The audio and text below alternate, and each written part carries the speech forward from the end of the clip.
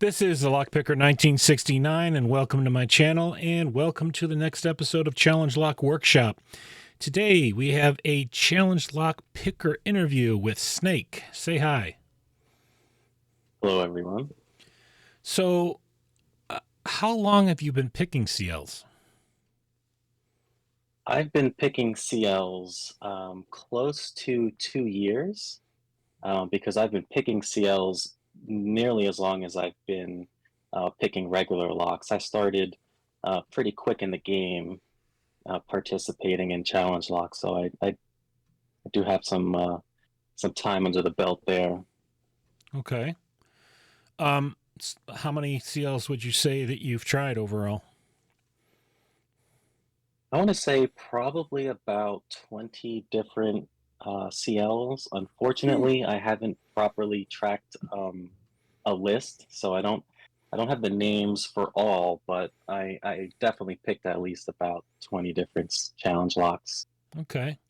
So, you were saying you've been picking challenge locks for as long as you've been picking.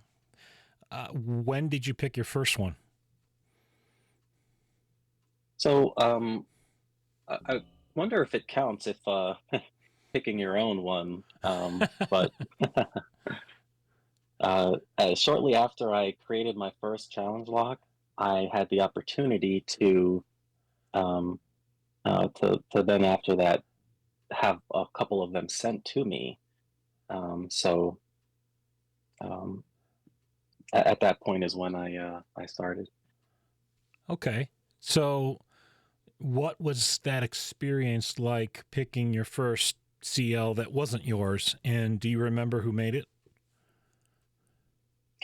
Yes, I certainly remember it was Landspy Key, and starting off with picking challenge locks from him, I think really set me up for um, success picking challenge locks after that.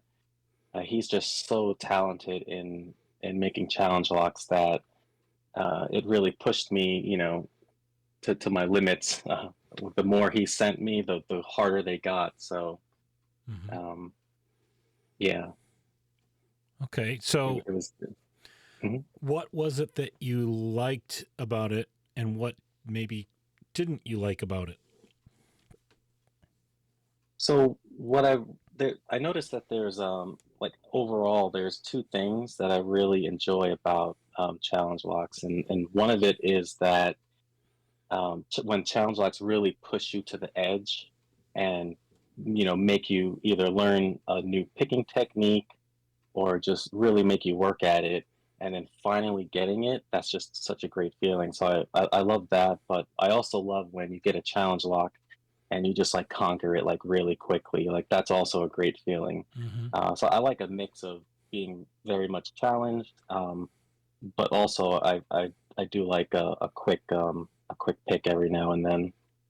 Okay. So, a little bit of both. Yeah, a little bit of both there.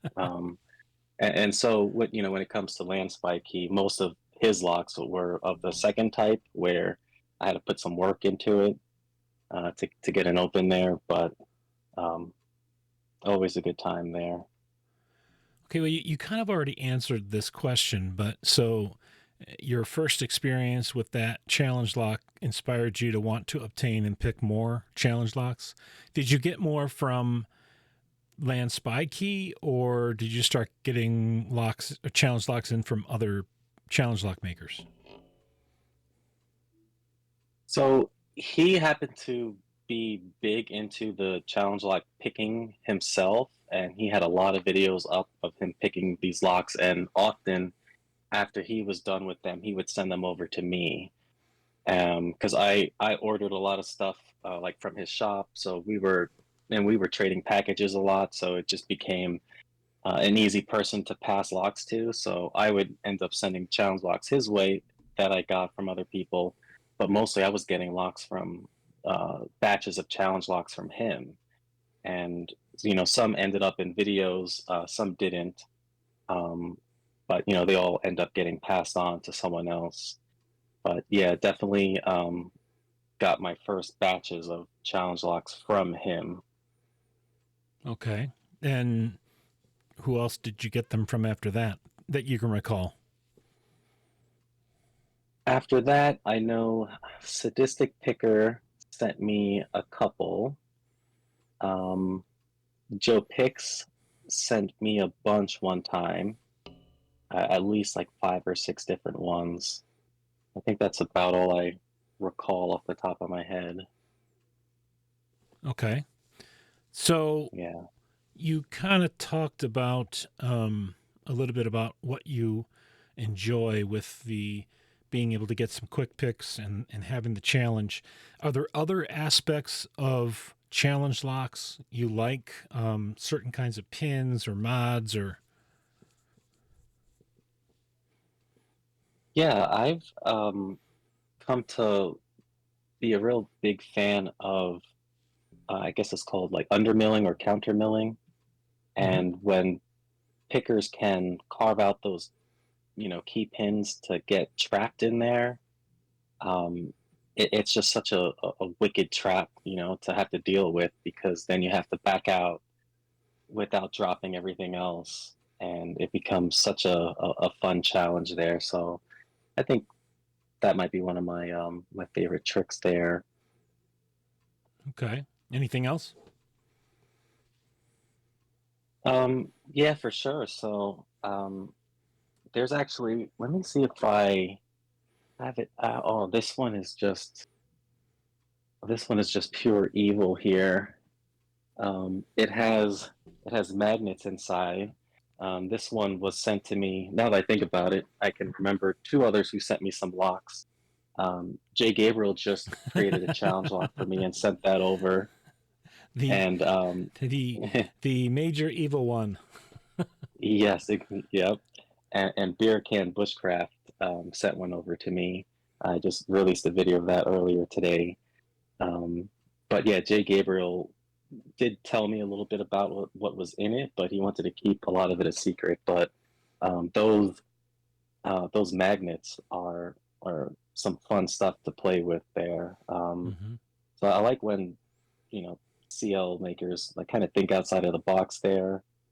Um, there was this one where they created one that had a extremely long key pin that just like tricked everyone. Um, Weird stuff like that. Uh, I like when you can thread uh, all the cores, or rather all of the chambers in the Bible. Mm-hmm. Some locks are just, they have these serrated pins and they're just like clicking all throughout the entire. Uh, it's wild. So sometimes you never know if you're oversetting it or not. But Threaded pins, you mean? yeah, yep, threaded pins Yeah. and matching threaded chambers Yep. and all that fun stuff. Then throw a steel pin in for that and a magnet, and yeah. Yep, steel pins, magnets, all that fun stuff. But Okay. also another trick is not just the pins that they're using, but pairing it with a difficult keyway. I noticed can also make it a very very hard time because some of us are used to using certain pick profiles a lot, Yep. and then you switch it up where it's such a tight keyway. You have to use a thinner pick, a flatter pick sometimes, and you can't get that same purchase on the pins that you're used to. Mm-hmm. So it's very challenging. I recall Manipulator did that. He has a lock called Not a Lick. Excuse me. Yeah, it's called Not a Lick. And it was so brutal. It was this, I forget which exact Avis keyway it was, but it was so tight. And I just couldn't get to the sixth pin, no matter what I tried, because of that tight space. And of course, it's a high lift back there, so Mm. that's one that is on the whipped by list. I could not get into that one, and I sent that one on. Sometimes you just have to throw in the towel and give up there, Yep. because I also like to keep them in circulation. I don't want to keep a lock Oh for no. a Yeah. year. Just maybe I could get into it if I hoard it for a long time, but I want to keep it going, and Sure. you know, So, what kinds of things don't you like seeing or experiencing in challenge locks? I guess there are a few nasty tricks which I don't like.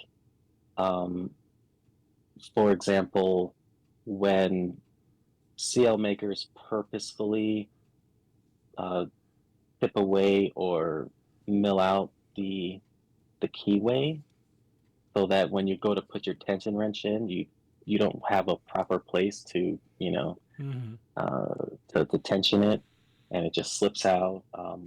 I've seen that a couple times, or heard about it a couple times. I've seen it once, um, but in the case where I saw it, I think it was just over time it got beaten up by people trying to pick it.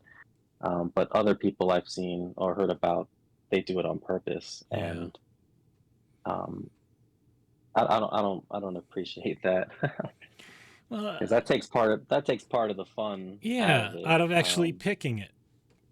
Yeah, like I want a shot at it. Don't make it like nearly impossible. But you know, it should have a functional key so that you know for sure if it works. I know some people like to mummify the key, so you're not always going to test it right off the bat. But it should have a working key. I think it's a no-no to send a CL out without a working key. Sure. Um, but yeah, I think that's about it. I think mostly everything else is fair game. Um, I, oh, I did have problems with certain style cores, and not because it was the seal maker's intention, but like I don't like picking in hand much because my hand cramps, Yeah. and some locks don't clamp down well in a vise. Mm-hmm. And I was either nearly destroying the rubber parts of my vise, or just awkwardly having it in there. But that's where thankfully Landspy Key came along and printed me a whole bunch of different holders. So with a lot of different challenge locks I get now, I can just pop them into some of these 3D printed holders, and they just squeeze down nicely in the vise, and I can properly pick them and not worry about the pain it is of holding them while doing so. Yeah. So, going back to the whole key thing, I agree with you 100%. And I guess what I've run into in the past is you do finally get around to putting that key in there because you're in disbelief. Is this really a work functional lock or not? Or did you Hmm. get it bricked from somebody else, kind of thing? But then you go to Hmm. turn the key and it's just totally gritty and doesn't turn Hmm. without a lot of help and jiggling the key. And I'm like, really? I mean, Yeah. okay. Hmm. So yeah, that's one of my pet peeves about challenge locks and with them working with an actual key. But as far as the mummification part goes, I did do a video on the Locksport 3D printing series about the key mummies, which are 3D printed covers that you can just take off the key when you've decided to surrender that part and say, okay, need to see the key. And you're not, Hmm. I don't really care for mummifying a key with like electrical tape because frankly I think that puts a lot of gummy residue on the key that then gets in the lock and it just totally follows up the lock over time. That's my opinion anyway. Hmm. And Yeah. I just Yeah. don't think Definitely. that's the best way to approach doing that. So Hmm. do you so I'm gonna guess this one's land spy key, but I'll ask the question anyway. Do you have a favorite challenge lock maker, or do you have a maker that you've picked locks from more than others?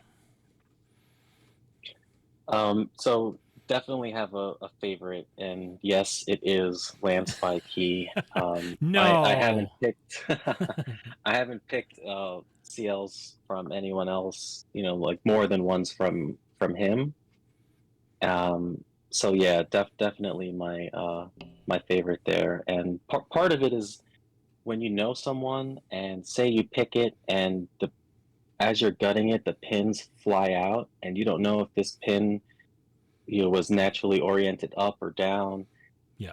It's easy to reach out and be like, "Hey, dude, like send me a picture so I can reassemble the lock properly." And that's a challenge I have. And sometimes I don't want to challenge locks, because I know there's crazy stuff in there, and I have Mm-hmm. no idea how to contact the maker. Yep. And if I mess it up, it's messed up, and maybe I get it back together, maybe not in the proper order. But then it's no longer, the same challenge lock after that. So I don't always gut it. I know everyone wants to see the gutting, Yep. but I if I know someone else, who passed me the lock, for example, already took the time to carefully gut it, and they did a video of it, then I'll likely just, pick it and just show that. And if anyone wants to see the gutting, they can, check out Mm-hmm. the other video. Sure. Um, but yeah, definitely Landspike Key, and he created a challenge lock specifically for me. And it was a fun collaboration with him because I had an idea one day and I was like, hey, dude, like, what about this? For whatever reason, I was thinking about the Blair Witch. Remember that like horror movie? Yep. And I was like, wouldn't it be cool if there was like a 3D printed like house, like, or like a little shed, and inside you open it up, there's like a challenge lock inside. And I swear, within 5 minutes flat, he had a sketch. He drew up a sketch on, with pen and paper, took a picture of it, sent it to me, and he was like, "How about this?" And I was like, "Wow, that's awesome, dude." And then a few minutes after that, he had it in his like 3D rendering program or whatever he uses, and had a 3D model of it. That's cool. And so, I got to see the whole process and have input on, how it should be shaped, what it should look like, all that stuff. But 99% of the creativity, is definitely on him. And then when it was all done, it was black 3D printed, and he um, wasn't satisfied. He was like, "How about I paint it?" So he was like just taking it to the next level. I was like, "I'll Mm-hmm. accept it as is," but he went ahead and he painted it so it like legitimately looks like an old I, shed. I love themed Um, locks. Love themed locks. Yep, yep. So I have to do a video on that because I have to show it off. It's so awesome. And Yeah. inside is one of his evil locks that he also properly engraved to fit the theme. So, That's too cool. Yeah, yeah. I Um, wanted to make a mention about you were talking about the gutting disasters and not knowing the mm, orientation of the pins and all that.